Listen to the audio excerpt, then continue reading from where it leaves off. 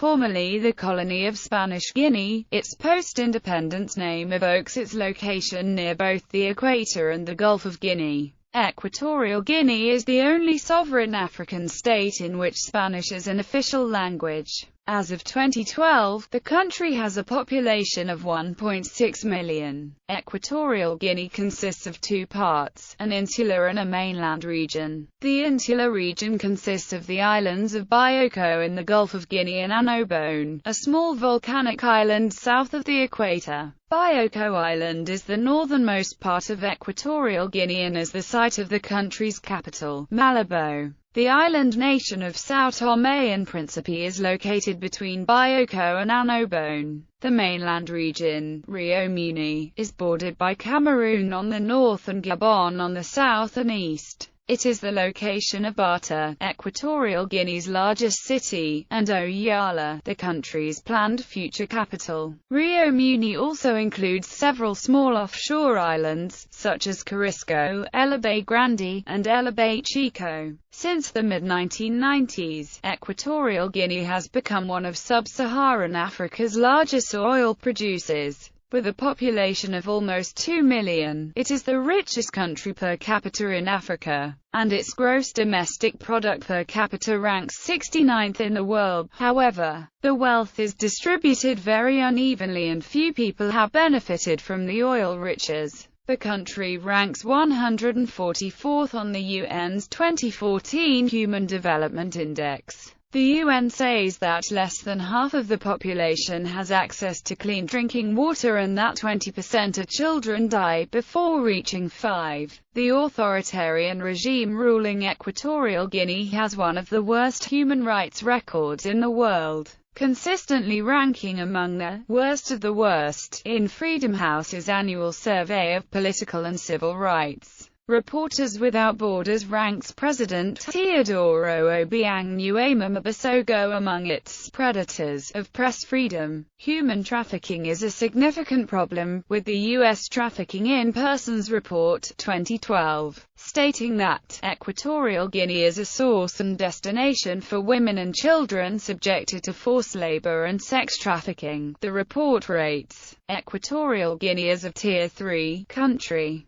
the lowest ranking. Countries whose governments do not fully comply with the minimum standards and are not making significant efforts to do so. The country is a member of the African Union, Francophonie and the CPLP. Geography. Equatorial Guinea is in west-central Africa. The country consists of a mainland territory, Rio Muni, which is bordered by Cameroon to the north and Gabon to the east and south, and 5 small islands, Bioko, Corisco, Annobon, Elabay Chico, and Elabay Grande. Bioko, the site of the capital, Malabo, lies about 40 kilometers off the coast of Cameroon. Annobon Island is about 350 kilometers west-southwest of Cape Lopez in Gabon. Corisco and the 2 Elabay Islands are in Corisco Bay, on the border of Rio Muni and Gabon. Equatorial Guinea lies between latitudes 4 degrees north and 2 degrees south, and longitudes 5 degrees and 12 degrees east. Despite its name, no part of the country's territory lies on the equator. It is in the northern hemisphere, except for the insular Annobon province, which is about 155 kilometers south of the equator. Climate. Equatorial Guinea has a tropical climate with distinct wet and dry seasons. From June to August, Rio Muni is dry and Bioko wet. From December to February, the reverse occurs. In between there is gradual transition. Rain or mist occurs daily on Annobon, where a cloudless day has never been registered. The temperature at Malabo, Bioko, ranges from 16 degrees Celsius to 33 degrees Celsius, though on the southern Mocha Plateau normal high temperatures are only 21 degrees Celsius. In Rio Muni, the average temperature is about 27 degrees Celsius. Annual rainfall varies from 1,930 mm at Malabo to 10,920 mm at Eureka, Bioko, but Rio Muni is somewhat drier. Ecology. Equatorial Guinea spans several ecoregions. Rio Muni region lies within the Atlantic equatorial coastal forests ecoregion except for patches of Central African mangroves on the coast, especially in the Muni River estuary. The Cross-Saniga Bioko coastal forests ecoregion covers most of Bioko and as well as the adjacent portions of Cameroon and Nigeria on the African mainland. And the Mount Cameroon and Bioko montane forests ecoregion covers the highlands of Bioko and nearby Mount Cameroon. The São Tomé, Príncipe, and Annobón moist lowland forests ecoregion covers all of Annobón, as well as São Tomé and Príncipe. History. In the continental region that is now Equatorial Guinea, Pygmies likely formerly lived, of whom only isolated pockets now remain in southern Rio Muni. Bantu migrations between the 18th and 19th centuries brought the coastal ethno-linguistic groups, as well as the Fang. Elements of the latter may have generated the Bubi, who migrated from Cameroon to Rio Muni and Bioko in several waves and succeeded former Neolithic populations.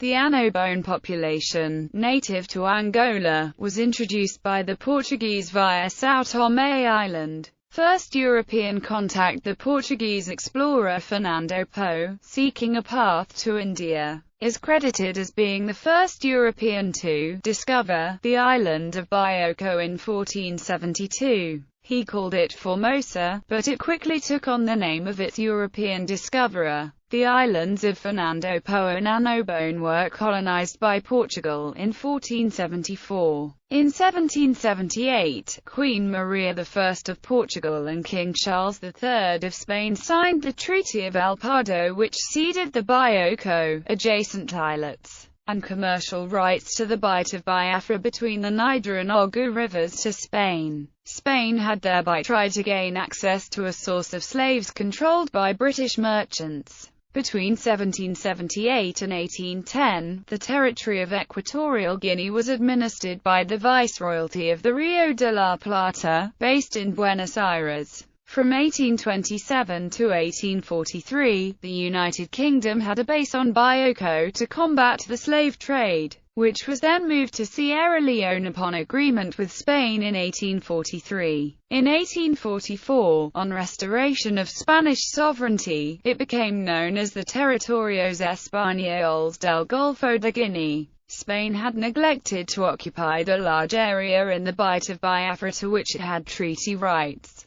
and the French had been busily expanding their occupation at the expense of the area claimed by Spain. The Treaty of Paris in 1900 left Spain with the continental enclave of Rio Muni, a mere 26,000 square kilometers out of the 300,000 stretching east to the Ubangi River which the Spaniards had initially claimed. At the turn of the century, the plantations of Fernando Poe were largely in the hands of a black Creole elite, later known as Fernandinos. The British had settled some 2,000 Sierra Leoneans and freed slaves during their brief occupation of the island in the early 19th century, and a small current of immigration from West Africa and the West Indies continued after the departure of the British. To this score of settlers were added Cubans, Filipinos and Spaniards of various colors deported for political or other crimes, as well as some assisted settlers. There was also a trickle of immigration from the neighboring Portuguese islands, in the form of escaped slaves and prospective planters.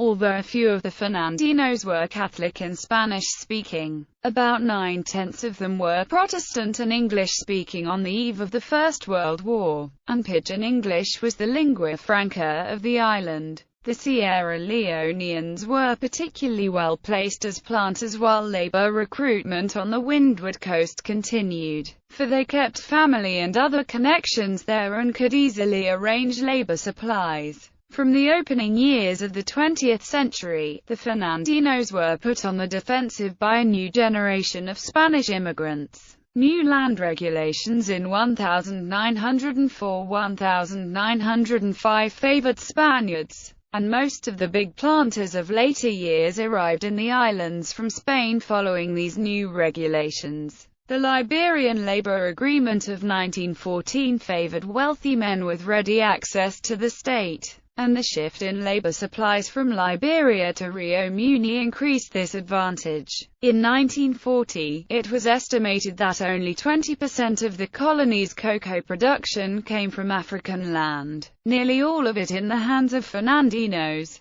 The greatest constraint to economic development was a chronic shortage of labor. The indigenous Bubi population of Bioko, pushed into the interior of the island and decimated by alcoholic addiction, venereal disease, smallpox and sleeping sickness, refused to work on plantations. Working their own little cocoa farms gave them a considerable degree of autonomy. Moreover, the Bubi were protected from the demands of the planters from the late 19th century by the Spanish Claretian missionaries, who were very influential in the colony and eventually organized the Bubi into little mission theocracies reminiscent of the famous Jesuit reductions of Paraguay. Catholic penetration was furthered by two small insurrections protesting the conscription of forced labor for the plantations, in 1898 and 1910, which led to the Bubi being disarmed in 1917 and left them dependent on the missionaries.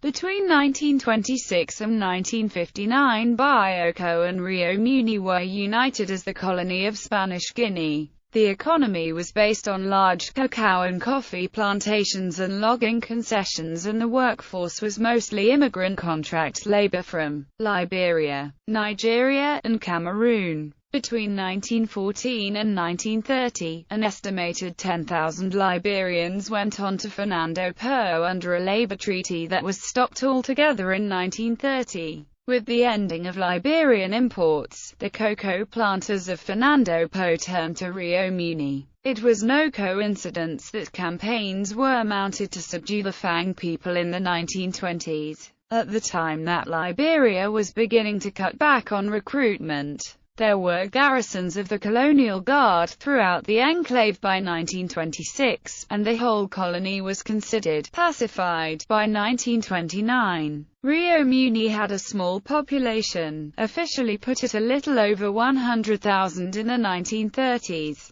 and escape over the frontiers into Cameroon or Gabon was very easy. Moreover, the timber companies needed growing amounts of labor, and the spread of coffee cultivation offered an alternative means of paying taxes. Fernando Poe thus continued to suffer from labor shortages. The French only briefly permitted recruitment in Cameroon, and the main source of labor came to be Igbo smuggled in canoes from Calabar, Nigeria. The British made this current of labor migration legal in 1942. It was this agreement which really permitted Fernando Poe to become one of Africa's most productive agricultural areas after the Second World War. Politically, one can divide the post-war colonial history into three fairly distinct phases. Up to 1959, when its status was raised from colonial to provincial, taking a leaf out of the approach of the Portuguese Empire. Between 1960 and 1968, when Madrid attempted a partial decolonization which should,